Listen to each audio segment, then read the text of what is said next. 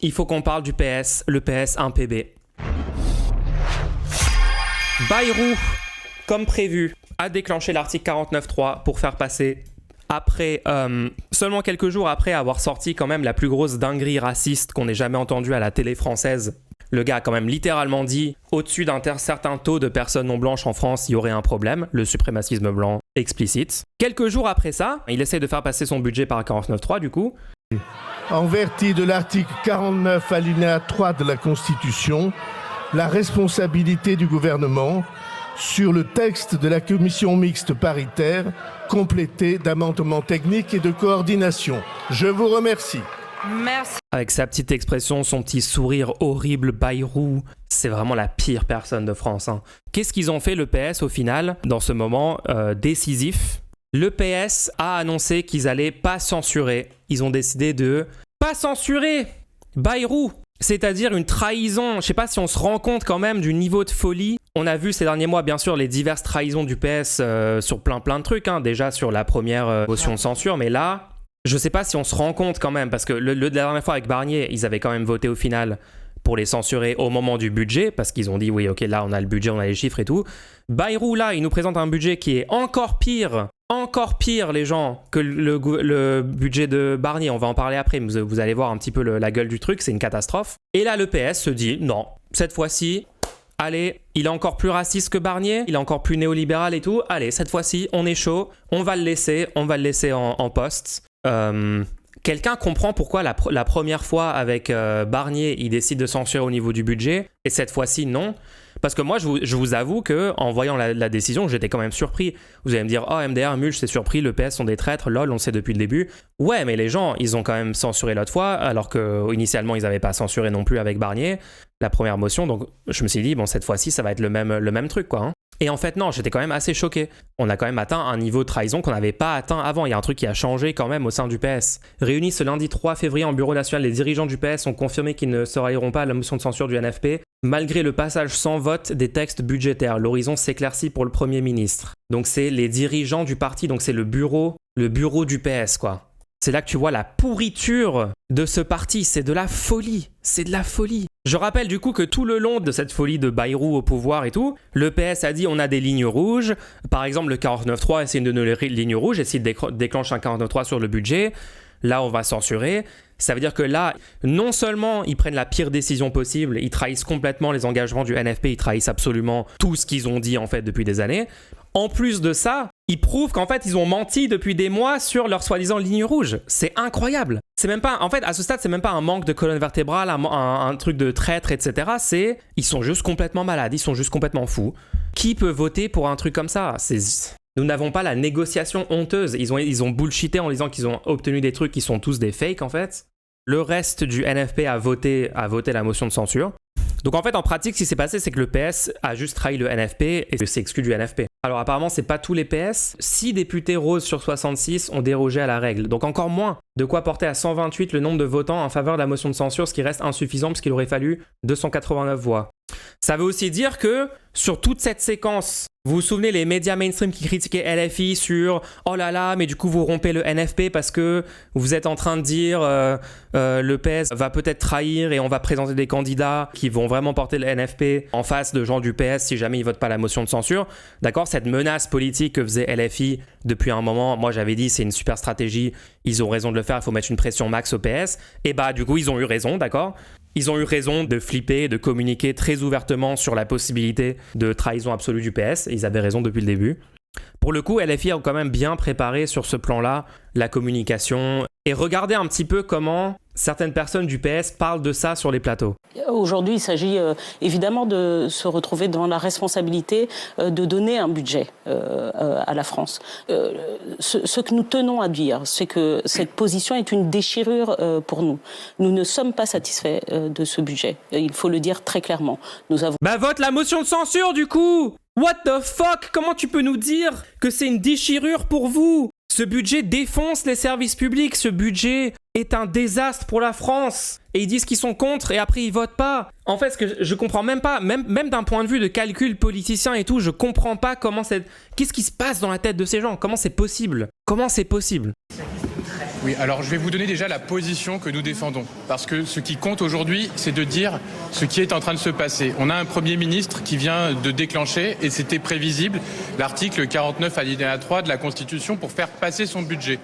Depuis plusieurs semaines, nous nous sommes engagés dans des discussions avec le gouvernement pour faire modifier le budget qui avait conduit à la chute de Michel Barnier. Ce n'est pas notre budget. Nous avons d'ailleurs voté contre en commission mixte paritaire. Nous avons voté contre au Sénat. Ce budget n'est pas un bon budget. Pour autant, il faut un budget pour la France. C'est la raison pour laquelle le Parti socialiste a pris une décision, celle de censurer ce gouvernement à l'issue de la procédure budgétaire. L'arnaque, quel est leur élément de langage complètement foireux qui va convaincre personne, qui ne sont pas des traîtres. On va voter une autre motion de censure avec un texte rédigé de façon à ce que le RN ait zéro chance de le voter, donc de toute façon ça ne pourrait pas passer.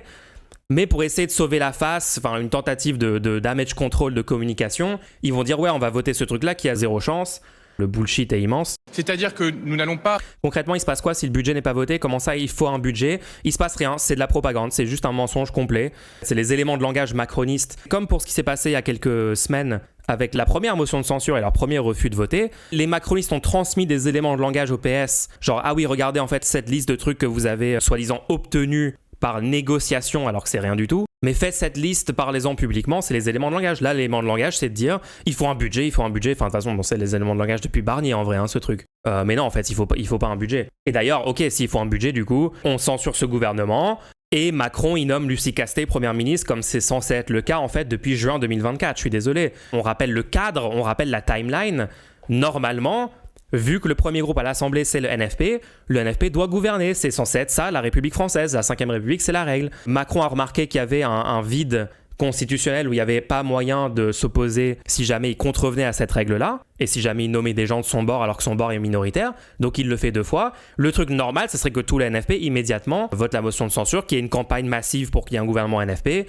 Moi, à mon avis, même les autres membres du NFP, dont parfois LFI, ne rappellent pas assez ce cadre-là, cette folie absolue que Macron a.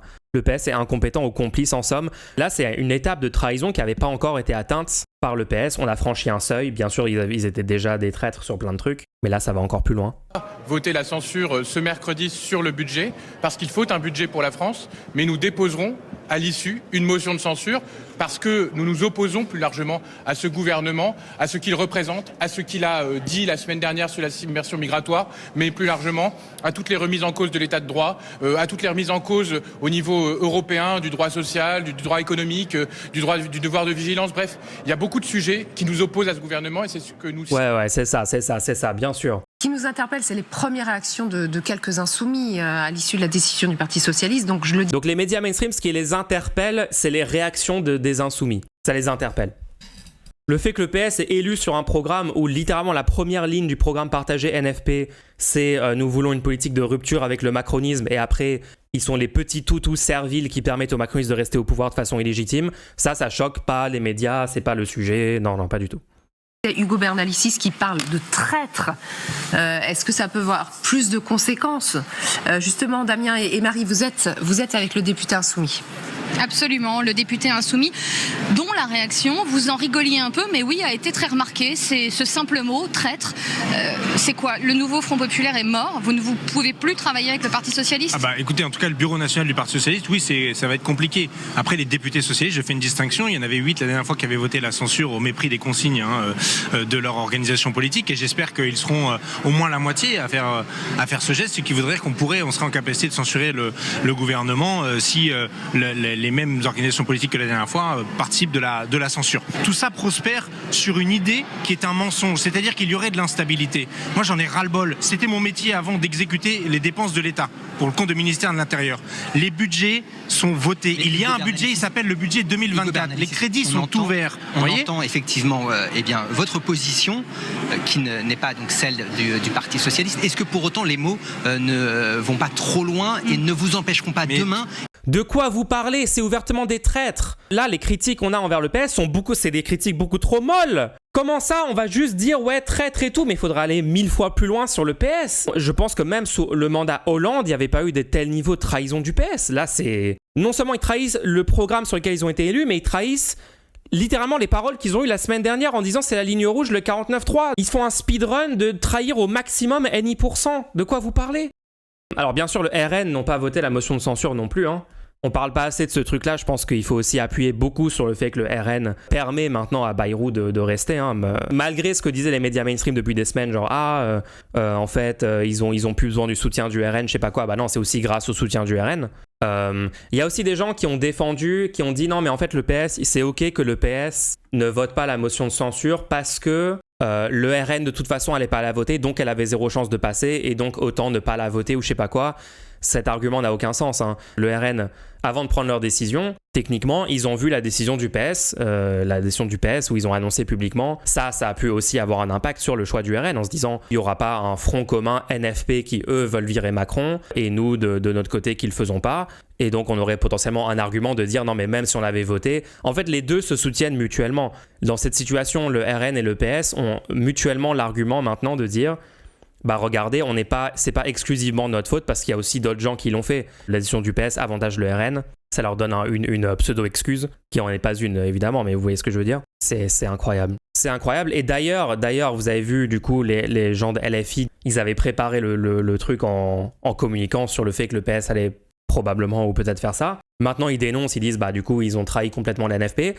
Les autres membres du NFP, Tondelier, ELV, le PCF. Est-ce que vous les voyez s'exprimer sur le fait que le PS a trahi complètement le programme NFP? Normalement, c'était Lucie Castet, première ministre, c'était ça il y a quelques mois, le mot d'ordre et tout. Maintenant, apparemment, plus du tout. Apparemment, le PS peut juste sortir du NFP et aller dans une alliance macroniste. Est-ce qu'ils en parlent? Est-ce qu'ils ont ouvert leur gueule? Est-ce que vous avez vu les gens du PCF et de ELV dire des trucs à propos de ça? Parce que moi, je veux bien dire, oui, ok, en 2022, ils ont contribué à la défaite de la gauche, ils ont empêché la gauche d'être au second tour. Mais maintenant, avec le NFP, regardez, ils sont tous alignés sur un programme de rupture. Mais regardez dans leurs actes, regardez leurs actions. Je suis désolé, mais si à ce moment-là, trahison du PS, t'as pas une parole ultra vocale pour dire, bah, ils ont trahi le NFP, donc maintenant, bah, du coup, visiblement, ils sont plus dans le NFP. Enfin, en tout cas, le NFP continue sans eux ou ce genre de paroles-là pour être clair sur le sujet. Mais non, il y a que LFI apparemment qui a un problème avec ce qu'on fait le PS. Je les ai pas du tout entendus sur ça, hein. Les socialistes ont décidé à la quasi-unanimité hier de ne pas voter la censure. Est-ce que ce sont des traîtres? Alors, je vois la nuance dans votre question. Oui. C'est Hugo Bernalicis qui a dit ce sont des traîtres. Écoutez, demain, il va y avoir un moment important puisqu'il y a 2 motions de... Je pense que LFI devrait dire très ouvertement c'est des sociotraîtres. Ils se rallient du coup aux macronistes. Vous vous rendez pas compte, mais les gens en ont marre de la soi-disant gauche, d'accord, l'étiquette gauche, parce que le PS n'est pas un parti de gauche, hein. Les gens en ont marre des trahisons. Ils en ont marre de gens qui se présentent avec des programmes et après qui font le contraire de leur programme. C'est un énorme danger, même électoralement, pour les gens qui sont fidèles au programme NFP par exemple. Pour LFI et tout, c'est un énorme danger s'ils sont pas clairs sur le fait, bah oui, du coup c'est des sociotraîtres, c'est des traîtres. Ces gens-là, on n'a aucune confiance. En fait, c'est même c'est un risque de pas les condamner. Moi, je pense que c'est un risque pour la crédibilité des gens du NFP et de LFI s'ils sont pas ultra fermes en disant oui, c'est des sociotraîtres et ils ont changé d'alliance. Maintenant, ils sont macronistes. Qui sont déposés pour s'opposer et renverser le gouvernement et donc faire tomber le budget qui est proposé par... Comment tu convaincs les abstentionnistes dégoûtés de la politique, qui sont en mode tous pourris, tous pareils, de toute façon rien va changer, de toute façon quand on vote pour eux, ils n'ont aucune obligation de faire leur programme. Comment tu veux les convaincre de revenir voter, de dire non, c'est quand même important et tout, quand t'as des gens qui agissent comme ça? Est-ce que vous savez qu'il y a dans le budget de François Bayrou une baisse de l'enveloppe consacrée aux aides personnelles au logement, aux APL? Est-ce que vous savez que dans le budget de François Bayrou aujourd'hui, vous avez une remise en cause et une baisse de la prime d'activité? Vous savez, la prime d'activité, c'est ce qui est touché par un certain nombre de salariés. Waouh! APL baissé, prime d'activité baissée, et le truc de la TVA sur les micro-entreprises. Et après, les macronistes sont là à dire ouais, on est pro-entrepreneur. Waouh, le niveau de folie! Qui ont des salaires extrêmement faibles, notamment salaires au SMIC, pour leur permettre de gagner un petit peu plus d'argent. Tout ça, très concret. Donc là, on va avoir Bayrou, les gens. Normalement, Bayrou, il devait sauter, comme Barnier. Normalement, ça devait être l'instabilité, parce que Macron respecte pas la Constitution, respecte pas l'esprit de la loi, l'esprit du fonctionnement de la République. Du coup, c'était une situation où il y allait avoir une censure en boucle des gouvernements macronistes. Et non, là, on va littéralement avoir Bayrou encore pendant... si ça se trouve, jusqu'en 2027, du coup. Ils ont décidé de ne pas voter la censure. Pour l'instant, c'est la décision du bureau national du parti. La décision des parlementaires, elle aura lieu demain. La dernière fois, le parti avait décidé de ne pas censurer. Il y en avait 8 qui avaient censuré. Je forme le vœu qu'il y en ait peut-être plus cette fois. Mais d'accord, mais enfin, il n'y en aura pas suffisamment pour que le gouvernement... Est-ce que vous pensez que si Bayrou annonce qu'ils vont juste faire des camps de travail forcés pour les personnes noires et arabes et mettre en place des lois raciales, est-ce que vous pensez que le PS l'a censuré Bayrou ? Marine Tondelier, qui est votre partenaire et qui est assez proche de vous, dit soit on a envie que le NFP meure, on le répète que c'est la fin toute la journée, soit on décrète que c'est surmontable et on le surmonte. Et Olivier... Ouais, mais c'est quoi son avis Tondelier sur la trahison du PS en fait ? Pardon. Et Olivier Faure a dit ce matin la chose suivante, on va l'écouter. Ce n'est pas Jean-Luc Mélenchon qui dit qu'il est de gauche, qui est de droite, etc. Et encore moins celui qui dit qu'il appartient au nouveau Front Populaire. D'ailleurs... On n'a pas besoin de Mélenchon pour voir que t'es pas de gauche, mec. De quoi tu nous parles ? J'observe que nos partenaires écologistes et communistes n'ont pas eu le même regard sur ce que nous faisons. Ils considèrent que ce n'est pas leur chemin, ce n'est pas leur voie. Mais en même temps, je ne les ai pas entendus pratiquer l'excommunication. Voilà, donc eux disent... Et dire qu'il y a un an, on se demandait « Ah, est-ce qu'Olivier Faure est pas en train de rendre le PS un petit peu plus basé quand même sur certains trucs, il tient la ligne NFP, il a pas encore complètement trahi. » Et aujourd'hui, c'est juste plus aucun doute sur ce gars, c'est une énorme ordure, c'est un social traître ouvertement, aucune race, aucune confiance possible en ces gens. C'est tellement paradoxal de voir que la démocratie est systématiquement le terreau fertile à la dictature. On fait comment pour maintenir un niveau d'instruction suffisant pour que les gens arrêtent de voter massivement pour des partis qui sont ouvertement antidémocratiques, qui collaborent en toute tranquillité. Partagez mon contenu.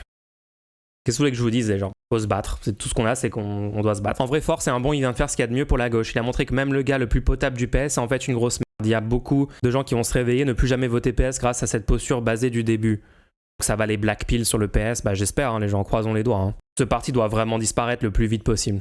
Que c'est surmontable, c'est surmontable. Eh ben moi, je ne pratique pas la langue de bois, monsieur Bernstein. Ce n'est pas surmontable. Ce n'est pas surmontable. Non, pour une raison très simple, c'est que vous ne pouvez pas participer d'une même coalition politique entre des gens qui sont dans l'opposition au gouvernement et des gens qui, de facto, sont dans le soutien à la politique du gouvernement. Parce que sinon, les électrices et les électeurs, ils ne comprennent plus rien. Et les électrices et les électeurs, peut-être que monsieur Olivier Faure veut dire, oui, c'est pas Jean-Luc Mélenchon qui décide. C'est pas le problème. La question n'a jamais été de dire que c'est Jean-Luc Mélenchon qui décide de qui participe du nouveau Front Populaire ou je ne sais quoi, c'est pas le sujet. Le fait qu'au début il a fait croire qu'il était acceptable et finalement même le gars qui a voulu rompre avec Hollande n'a pas pu le faire. Ça prouve que le PS ne peut pas changer. Les gens, je suis désolé mais c'est ce que j'ai dit depuis le début sur la démocratie interne au PS. La structure du PS, le fait qu'il y a des congrès, le fait que c'est n'importe qui peut rentrer et après il y a un fonctionnement pseudo-démocratique et qu'en fait c'est infiltrable par n'importe qui de droite qui veut juste faire carrière, qui veut juste avoir des postes, qui veut juste être dans des sphères de pouvoir, fait qu'au final ce truc-là devient de droite. En fait c'est une démonstration en temps réel que la structure interne de la France insoumise qu'ils ont choisi depuis le début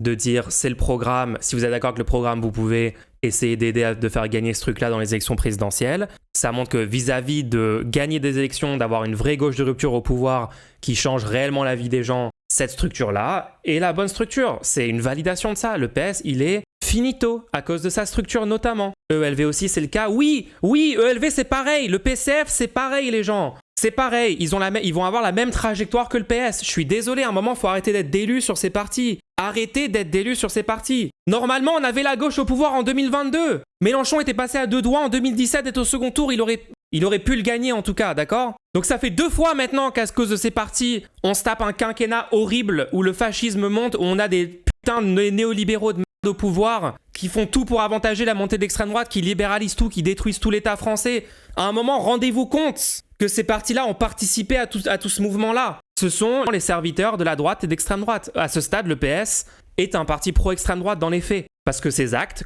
conduisent à des conséquences qui font directement arriver au pouvoir l'extrême droite. Et d'ailleurs, Retailleau et Bayrou et plein d'autres personnes au gouvernement actuellement sont déjà d'extrême droite très ouvertement, sont contre l'état de droit, sont ouvertement racistes, H24, donc oui. Le sujet, c'est de savoir si oui ou non, quand on vote pas la censure au gouvernement. Non, le PCF et ELV sont solides sur la censure, c'est des bons alliés. Mais les gens, la censure, c'est le niveau 0. C'est quoi ce manque d'exigence absolue ? Genre, oh, ils ont voté une censure, ok, très bien. Normalement, là, ils devraient être en train de dénoncer tous le PS. Ils devraient avoir Tondelier, je sais même pas c'est qui le PCF, on s'en fout. Tous ces gens-là devraient être en train de manifester devant le siège du PS, devraient être en train d'appeler, de mettre la pression, de dénoncer sur tous les plateaux, de dire qui sont ces gens, ils ont complètement trahi tout ce qu'on a construit ensemble avec le NFP. Il y a rien, c'est hyper tiède, c'est genre 2% de ce qu'il faudrait de la part de ces gens, ils font rien. Même LFI est trop soft, je trouve, dans la séquence.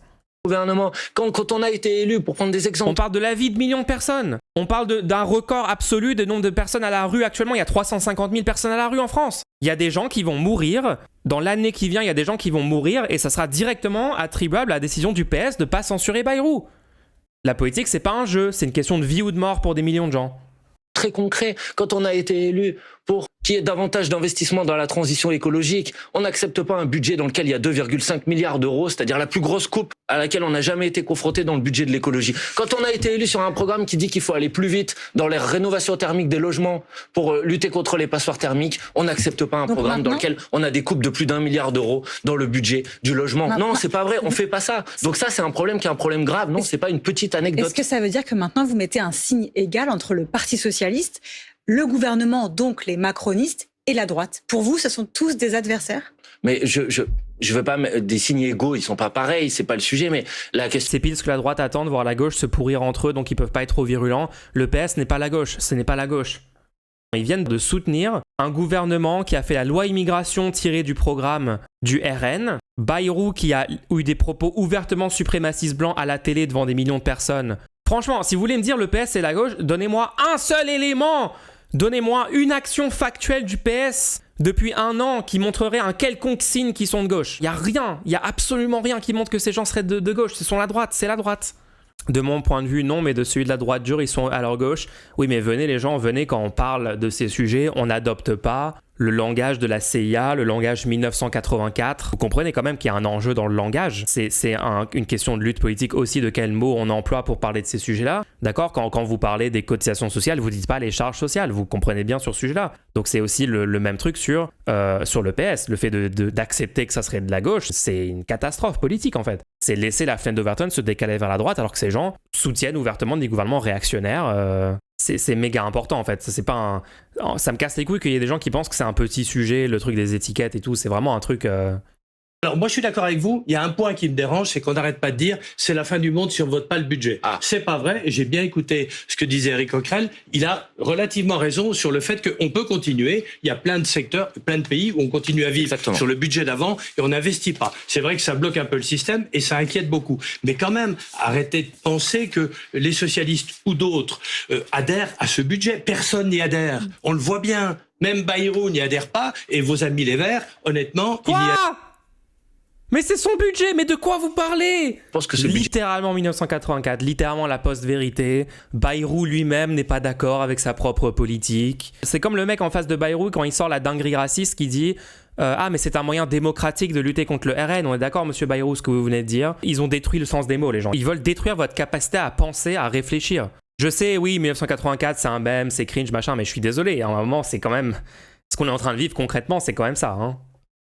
Mais ce budget, c'est une coupe de 13% dans le budget de l'agriculture. Est-ce qu'il y a quelqu'un qui a regardé précisément ce que ça voulait dire ? Que foutent les syndicats ? On devrait, dans une situation gilet jaune x 20, on devrait avoir une insurrection en France de ce qui est en train de se passer. Il y a tellement de gens qui ont une influence, un pouvoir, des budgets énormes, qui sont à la tête d'énormes organisations historiques, qui pourraient faire contre-pouvoir contre les macronistes et la montée de l'extrême droite en France. Que foutent ces gens ? Qu'est-ce qu'elle fait, Sophie Binet ? Pourquoi il n'y a pas une grève générale en France, là ? Pourquoi il n'y a pas une putain de grève générale en France ? Je pense que c'est l'impuissance apprise, je sais pas. Probablement une combinaison de plein de trucs, de traîtres, d'impuissance apprise, de dooming intériorisé chez même la base des syndicats, la base des partis.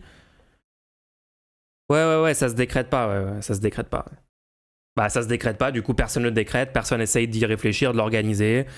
Personne met de la pression sur les syndicats parce qu'il faut dire ça se décrète pas. Et du coup, il se passe rien et on se fait juste rouler dessus et enculer par Macron pendant 10 ans. Attends, quand les gens qui se sont lancés dans l'auto-entrepreneuriat et qui vont devoir fermer boutique parce que le budget actuel va les ruiner, là, ça va bouger. Mais juste attends, septembre 2022, ils sont en vacances, les chefs des syndicats pour le moment. On a parlé, BPT, vous n'avez pas la ref, on a parlé à quelqu'un de la CGT pendant l'été 2022 qui nous ont dit non, mais là, on est en vacances, donc on attend que tout le monde soit rentré, là tout le monde est à la plage et tout. Oui, mais imagine, ça marche pas, Mulch, on saura qu'on peut rien faire et que les gens deviendront fous, donc c'est mieux de rien faire, comme ça on pense qu'on pourrait faire quelque chose. Ouais, c'est genre, si on le fait, ça marche pas, là les gens vont tomber dans un stade de dooming encore plus profond et donc ne tentons rien jamais. Après, bon là on parle de ça, mais là je pense que c'est plus un problème avec les têtes syndicales. Mais par exemple, tu vois, il y a des gens qui ont l'air quand même d'être solides, par exemple Olivier Matteux. Dommage qu'Olivier Matteux quand même n'ait pas gagné la tête de la CGT. Olivier Matteux avait l'air d'être moins un traître que Sophie Binet quand même, hein. Il avait l'air plus solide, hein. Est-ce qu'Olivier Matteux pourrait pas initier un truc en mode rogue, en mode on s'en fout de Sophie Binet, on fait notre propre truc?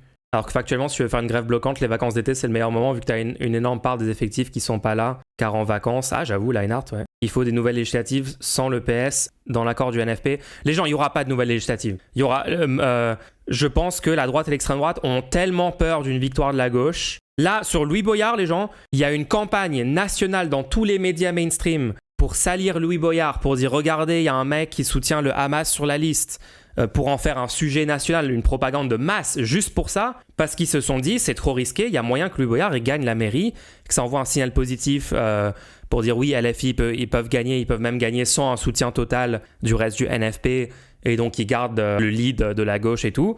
Ils ont eu tellement peur qu'ils ont envoyé tout ce qu'ils pouvaient, toutes les boules puantes, toutes les fake news. Il y a l'extrême droite qui allait harceler Louis Boyard chez lui. TPMP a repris les trucs. Ils ont tout fait pour mettre la pression d'intimidation sur LFI dans cette localité et pour désinformer la population. Je pense qu'ils flippent de fou. Je pense que Macron va pas démissionner parce qu'il sait qu'une présidentielle anticipée, la gauche pourrait gagner. Ils vont pas faire de nouvelles législatives parce qu'ils savent que la gauche pourrait gagner une majorité absolue. Et donc là, grâce au fait que le PS censure pas, ils vont maintenir Bayrou, ils vont rester au pouvoir jusqu'en 2027. Et 2027, ça va être le truc décisif. Est-ce qu'on verse dans le fascisme absolu en France ou est-ce qu'on met la gauche de rupture au pouvoir? Ça va être la bataille. Après, je trouve dommage qu'ils aient pas dégagé le mec avec son tweet bizarre, ça aurait au moins évacué cet argument. Non, mais il y a un taux de contre son camp que la gauche doit faire en permanence parce que sinon, c'est pas drôle, quoi. Ils ont envie de jouer en mode difficile, je sais pas pourquoi. Matteux s'est fait boycotter par son propre bureau national. Pourquoi Matteux... Moi je dis qu'il faut un nouveau syndicat. Moi je dis Olivier Matteux devrait faire bande à part, dire fuck tous les syndicats existants, c'est tous des traîtres. Venez, si vous voulez vraiment que vos droits sont garantis, on va faire une grève générale, on fait une nouvelle structure, on fait un truc intelligent avec une plateforme en ligne qui peut super facilement récolter les dons des caisses de grève. On fait du contenu pour montrer en direct des salariés qui reçoivent des chèques des caisses de grève et qui sont payés 10% de plus que ce qu'ils auraient été payés par jour pour se mettre en grève. Genre ils sont littéralement rémunérés par la structure syndicale qui récolte les dons de tout le pays pour faire ça, avec des grèves ciblées dans les entrepôts, dans les dépôts de pétrole, dans tout ce qui est l'infrastructure de base énergétique du pays, dans le ferroviaire, dans tous les trucs de base. Et il y a un vrai mouvement social de grève générale, de stopper complètement l'économie française tant qu'ils mettent pas le parti arrivé en tête aux législatives au pouvoir. C'est un bon argument. Il y a littéralement la base de la Constitution qui pourrait être utilisée dans l'argumentaire pour soutenir ce truc-là. Hello, mais personne les écoute. Non mais il faut arrêter la division. Il faut arrêter chaque petit groupe de son côté qui fait des appels, qui fait des trucs qui sont pas audibles, qui ont des petites chaînes, des petits following internet que personne n'écoute, qui passent pas dans les médias mainstream. Je sais pas, il faut faire un truc différent, je sais pas. BBT, je vais créer une nouvelle chaîne pour en parler. La même franchise et la même absence de langue de bois, vous l'avez dit, c'est pas surmontable avec le PS. Est-ce que ça veut dire... j'ai pas dit ça. J'ai dit c'est pas surmontable avec celles et ceux qui décideraient de ne pas voter la motion de censure. Dont acte. Ok. Est-ce que ça veut dire qu'il y aura des candidats insoumis contre tous les maires socialistes sortants, ou en tout cas tous ceux qui auront soutenu la non-censure? Vraiment, ce qui vous passionne, c'est la politique. La question, encore une fois, de mauvaise foi, d'accord, c'est pas ça le propos qui a été dit par LFI. LFI ont dit, il y aura une candidature des gens qui n'ont pas trahi leur engagement NFP en face de tous les traîtres. Pas forcément une candidature LFI. Je pense qu'on a dit tout ce qu'on avait à dire sur cette interview. Dernier truc, potentiellement un peu hope pill, potentiellement. Très compliqué dans cette situation, mais quand même ça fait du bien d'entendre une telle parole. Écoutez cette personne qui est passée sur France Inter parler avec Olivier Faure, qui est une ancienne électrice PS. Au standard d'Inter, Laurence nous attend. Bonjour et bienvenue. Bonjour. On vous écoute. Bonjour à tous. Moi, je voulais apporter mon témoignage d'ancienne socialiste encartée, comme on dit, ancienne socialiste de Pau du temps de Martine Linière-Cassou, qui au fil du temps n'a plus voté socialiste. comme toute sa famille d'ailleurs aussi, socialiste jusqu'au bout des ongles, qui n'a voté socialiste que lors d'Alliance, parce que la gauche pour nous, c'est notre boussole. Et qui aujourd'hui... Et vous avez l'air mélancolique ce matin. Ah oui, parce que c'est mon histoire. Avec sa voix de con, l'autre, là. C'est l'histoire de ma famille. Et là, aujourd'hui, même si une alliance se recrée, plus jamais je ne mettrai un bulletin socialiste dans une urne. Mais pourquoi ? Parce que le Parti socialiste, pour moi, n'est plus de gauche. C'est fini. Et que je voulais dire à Olivier Faure aussi, lui demander, parce qu'Olivier Faure, c'est quelqu'un qui nous redonnait espoir. Et pour qui... Le PS n'est pas de gauche, basé. Moi, j'avais du respect. Alors, demandez-lui, posez-lui votre question. Je voudrais savoir pour quel plat de lentilles Olivier Faure a jeté ses idéaux de gauche au ruisseau.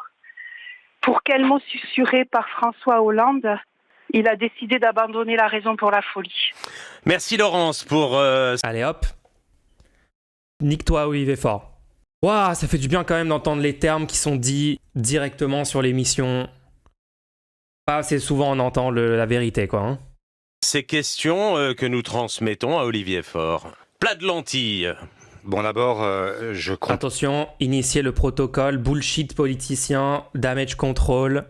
Bon, d'abord, je comprends qu'il y ait des interrogations. Moi-même, je me suis interrogé sur ce qu'il fallait faire. Ça n'a pas été une décision facile. On peut comprendre que les gens pensent que je suis un énorme traître prêt à vendre mon cul à Macron pour un plat de lentilles. On peut aussi comprendre qu'il y a aussi des conditions matérielles de moi. Et chaque vote doit être pesé avec gravité. Mais il n'y a pas de plat de lentilles. Nous n'avons rien obtenu pour nous-mêmes. Nous n'avons rien cherché pour nous-mêmes. Nous avons simplement cherché à faire en sorte de préserver les Français autant qu'il était possible et voter contre ce budget. Maintenant, la question qui est posée, c'est qu'est-ce qui se passe si demain, il n'y a pas de budget ? Quel est l'avantage pour les Français ? Est-ce que c'est être de gauche que de privé ? Il est complètement con. Mais comment ça, pas de budget ? Mais vous avez voté pour censurer Barnier l'autre fois ! Donc là, vous étiez OK pour qu'il y ait un gouvernement macroniste censuré ? Vous aviez pas cet argument de dire on peut pas censurer ? Vous avez littéralement voté une censure il y a 1 mois ! J'en peux plus ! What the fuck ? Les agriculteurs, les salariés, les collectivités locales, les associations, d'un budget dont elles ont besoin. La loi spéciale qui a été votée en décembre, elle pouvait gérer la transition, mais elle ne peut pas être la loi pour l'éternité. Et donc, il faut bien à un moment qu'il y ait quelque chose qui se passe. Si j'avais l'assurance qu'en faisant tomber le gouvernement demain, il y ait après-demain un Premier ministre de gauche, j'en ai un autre. Mais t'as pas l'assurance, il n'y a jamais une assurance. C'est un combat en fait, c'est un putain de combat politique. Pourquoi j'essaie de lui répondre comme s'il était de bonne foi, comme si c'était pas un traître et qu'il en avait rien à foutre de tout ça ? Comme certitude. Olivier Faure, notre auditrice vous demandait si vous en aviez marre que François Hollande vous chuchote à l'oreille. Je crois que ça fait longtemps qu'il ne me chuchote plus grand-chose à l'oreille. Et donc, c'est fini, il ne parlez plus. Mais c'est pas qu'on se parle plus, je parle aux uns et aux autres. Simplement, je ne prends pas mes ordres chez les uns ou chez les autres. Et je l'ai déjà dit à plusieurs reprises, je pense aujourd'hui qu'il y a 2 personnalités importantes de la gauche, que sont à la fois Jean-Luc Mélenchon et François Hollande, qui nous conduisent à une incapacité à se parler et à rendre les gauches irréconciliables et à nous empêcher d'avancer. Et il y a une forme de symétrie entre l'un et l'autre. En fait, il y a encore des gens qui votent PS à partir de maintenant. Ça sera un vote purement basé sur les vibes, quoi. C'est purement basé sur... Non, mais il a une cravate et il est calme et il a des lunettes et il parle avec une forme qui me plaît et c'est pas Mélenchon parce que Mélenchon parle fort. Genre, c'est les quelques votes qui vont leur rester aux élections nationales seront des boomers droitards mais qui veulent pas s'assumer, qui veulent pouvoir dire non, mais on a voté pour un truc historiquement de gauche, donc quand même on n'est pas complètement droite ou extrême droite. Always has been, c'est pas nouveau, c'est toujours des vibes, oui. Enfin, pas pour tout le monde, mais malheureusement disproportionnément. Il y a une forme de Haeckel et Jekyll qui sont là pour, en réalité, asphyxier la gauche. Et moi, je souhaite au contraire que nous puissions la fédérer. Mais la fédérer sur des bases qui soient des bases claires, qui permettent à ce pays d'être... Fédérer sur des bases claires, genre par exemple le programme que tu viens de trahir, j'en peux plus, je peux plus écouter ce mec en fait. Je peux juste plus écouter ce mec. Bon, on a parlé du PS, mais quand même... Important aussi de souligner que le RN, alors que la dernière fois avec Barnier, ils avaient voté la censure, cette fois-ci, changement de position aussi du RN dans cette situation. Hein. Le RN devienne aussi le toutou des macronistes à un nouveau niveau qu'ils n'avaient pas encore atteint. Bardella a assuré que le groupe d'extrême droite ne voterait pas la censure du budget à l'Assemblée, bien que celui-ci empiète sur plusieurs lignes rouges du parti. C'est le même truc. En fait, il y a un arc de PS à tous les macronistes au RN, tout ce groupe-là est main dans la main. Ils disent, le budget Bayrou, le gouvernement Bayrou, on est d'accord avec ça. C'est concrètement une alliance qui va du PS au RN. DPT, ils font comment les cucks anti-LFI pour dire que c'est LFI qui a tort cette fois-ci ? Je pense qu'ils ferment leur gueule parce qu'ils savent qu'ils n'ont pas d'argument. Ou alors ils sont sur le truc, LFI antisémite, lol. Palestine, Gaza, parle trop fort, coupe trop la parole. Ils n'ont pas serré la main aux députés d'extrême droite, ils sont mal polis. Ils devraient créer un parti ensemble, ils appelleraient ça le Parti National Socialiste.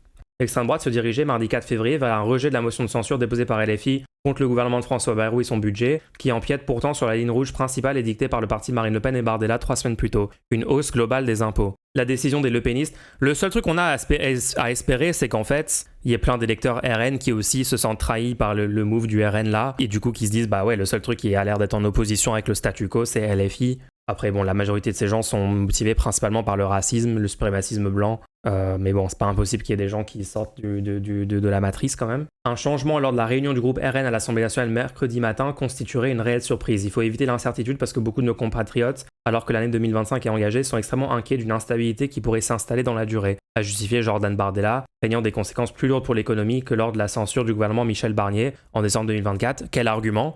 Sur quelle base tu penses qu'il y aura des problèmes supérieurs et tout? C'était déjà la propagande macroniste de l'époque pour dire, je rappelle qu'ils ont dit, si vous censurez Barnier, vos cartes vitales vont arrêter de fonctionner, le pays va s'effondrer, les sauterelles vont arriver, ça va être le chaos, vos impôts vont exploser parce que les seuils des tranches d'impôts vont pas être remis, etc. C'était du bullshit évidemment. Et donc là maintenant, même propagande, et Bardella dit, bah en fait non, cette fois-ci c'est vrai finalement, ok.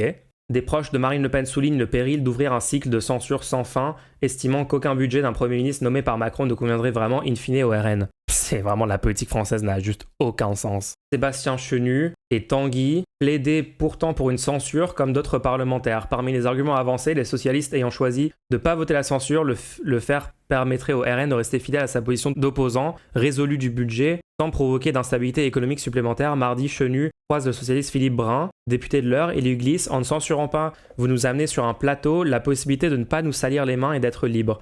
Notre censure serait sans conséquence. Pourquoi il dirait ça, quoi? Ils sont complètement cons. Pourquoi il dit ça au PS? C'est juste pour les humilier, genre regardez, en plus de trahir votre programme, vous nous donnez un argument à nous, vous êtes vraiment cons. Dans quoi? Mais les députés du Nord n'en disconvient pas, les retours du terrain sont partagés et le besoin d'un budget l'emporte dans la population sur toute autre considération. Qu'est-ce que c'est que ce truc? Mesure vertement dénoncée. Les députés ont eu à subir depuis décembre 2024 les reproches formulés par des maires ou des syndicats d'agriculteurs mécontents des conséquences de la censure. Les gens trouvent que Bayrou est un malin qui risque de durer, rapporte Christophe Barthès, député.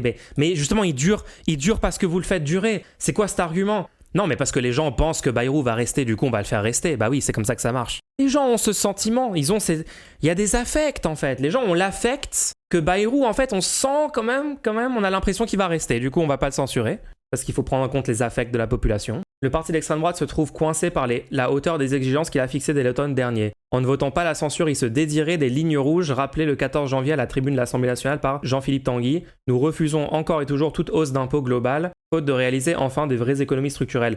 Moi, les gens, honnêtement, je pensais quand même, au moment du budget, ils vont voter la motion de censure. Je suis un peu abasourdi du niveau de trahison de leurs électeurs et de soumission à la Macronie. Enfin, vraiment, même en termes de calcul politicien, je vois pas trop c'est quoi le move est bizarre quand même. Vous avez pas l'impression que les gens ont envie de changement du statu quo quand même? BPT, on a l'impression que l'acteur Bayrou a coûté trop cher, du coup il le laisse toute la saison même si le public aime pas le personnage. Sans prendre en compte votre opinion sur le sujet, pensez-vous qu'il y a un sentiment que Bayrou va rester? Oui, c'est vraiment ça. Le RN espère toutefois qu'une autre occasion de censurer le gouvernement Bayrou se présente d'ici à l'été afin de pousser le président de la République Macron à une nouvelle dissolution de l'Assemblée nationale. What? Mais pourquoi Le Monde dit ça? Attends, Le Monde sont en train de dire, en fait, le RN serait cohérent si jamais ils se disent on va voter une prochaine motion de censure avant l'été pour pousser, mais ça n'a pas de sens, je comprends rien. Si le RN voulait ça, en fait, ils auraient voté la motion de censure là. Selon Le Monde, le RN pense qu'une nouvelle motion de censure encouragera une dissolution de l'Assemblée et c'est un truc que veut le RN. Mais du coup, si c'est ça l'hypothèse au départ, pourquoi ils votent pas celle-là? Motion de censure spontanée qui sera déposée par le PS pour dénoncer la reprise du vocabulaire extrême droite par Bayrou. Peut-elle être celle-là? Bah non du coup, puisque c'est littéralement le contraire de ce que veut le RN, puisque le RN sont racistes. Quoi? Le Monde? Oh, le monde ne pas avoir une analyse politique catastrophique challenge. Depuis 2022, Le Pen n'a jamais hésité à passer outre le contenu d'une motion pour atteindre son objectif politique. Je ne nous vois pas appuyer sur le bouton pour un prétexte aussi caricatural. Relève toutefois Sébastien Chenu. Du coup, il dit le contraire de ce qui est dans le paragraphe d'avant. Ils essayent tous de jouer à un jeu d'échecs en 4D, c'est insupportable. Mulch, je pense que tu intellectualises trop, les gens en ont juste marre et veulent que ça se termine, ça va pas plus loin. Ouah, mais de quoi vous parlez? L'alignement du PS au RN sur Bayrou, pour ne pas le censurer, n'a rien à voir avec le sentiment des gens. En fait, c'est deux sujets complètement différents. Même si ce que tu dis était vrai, genre, les gens veulent qu'il y ait une stabilité, qu'un gouvernement reste sur le long terme et que Bayrou soit pas censuré, ça justifierait pas que les partis trahissent leurs électeurs et s'alignent sur ça. Et en plus de base, ton constat qu'en fait les gens en ont juste marre et veulent que Bayrou reste... Les gens veulent que... la majorité des Français veulent que Bayrou reste au pouvoir. En plus, je pense que c'est littéralement faux. On a des sondages qui montrent que y a une majorité de Français qui veulent pas que Bayrou reste, justement. Les gens s'en branlent des histoires de budget, ils y comprennent rien, ils veulent surtout que Macron dégage, exactement. Les gens veulent du changement dans leur vie. D'ailleurs, c'est ce qui explique une hausse des partis perçus comme étant une rupture du statu quo UMPS, en fait, depuis maintenant 15 ans, d'accord, vous avez une montée de la gauche de rupture et de l'extrême droite en France. Les gens veulent du changement, ils en ont marre du statu quo. Et c'est pas juste un constat qu'on a en France, d'ailleurs, c'est dans tout le monde occidental, où là, les dernières élections depuis un an, vous regardez dans tous les pays en fait occidentaux, tout ce qui est représentatif du statu quo, tout ce qui est perçu comme étant le statu quo, perd les élections. Du budget, de la censure, tout ça, les députés remarquent que les gens en circo en ont marre, en fait, Bayrou ou pas. Alors là, ce que tu es en train de faire, c'est que tu es en train de croire sur parole les éléments de langage du RN pour justifier leur choix. Donc t'es en train de dire, bah oui, c'est logique, parce qu'eux, ils ont rencontré des gens dans leur circo qui pensaient ça, et du coup, en fait, les gens pensent ça, donc tu tombes dans le piège de leur propagande. Déjà, arrêtez de partir du principe que les politiques sont pas des menteurs. Bien sûr que ces gens mentent constamment. On n'en sait rien de si les gens, et si vraiment c'est vrai ce que dit Chenu, ou je sais pas qui, genre, ah oui, on a rencontré des gens en circo qui veulent ça. C'est probablement faux, hein. Sans tenir compte de votre opinion sur le sujet, imaginez combien de personnes sur 100 en France répondraient oui à la question. Sans tenir compte de votre opinion sur le sujet, pensez-vous que les Français ont un sentiment de présence d'un sentiment de volonté de départ de Bayrou chez les Français? Ensuite, tirez à pile ou face. Si c'est face, dites oui. Et si c'est pile, dites non. Réponds au sondage, Mulch. Conclusion, le PS sont des immenses traîtres. Trahison de littéralement la première ligne du programme qu'ils ont tous signé en juin 2024. Il n'y a que LFI apparemment qui semble dénoncer ce truc à la juste hauteur de ce que c'est. Le RN, comme d'habitude, sont les petits toutous des macronistes, contribuent à l'application des politiques néolibérales, des baisses, des coupes dans les services publics. Là, on va avoir une politique désastreuse menée pour les auto-entrepreneurs qui vont devoir payer plus alors que c'est des gens qui majoritairement sont dans la galère. Le RN qui se dit pro, petite entreprise, blablabla, tout ça est complètement faux et démontré dans les faits qu'en fait ils sont alignés sur les macronistes là-dessus. C'est-à-dire avantager les gros groupes, les plus gros groupes capitalistes, baisser les impôts pour les plus riches. Espérons que du coup, il y ait des gens qui vont se rendre compte avec ce nouveau move que la seule opposition au statu quo et le seul truc qui va changer leur vie, c'est la gauche de rupture. On verra ce que ça va donner dans les prochaines élections.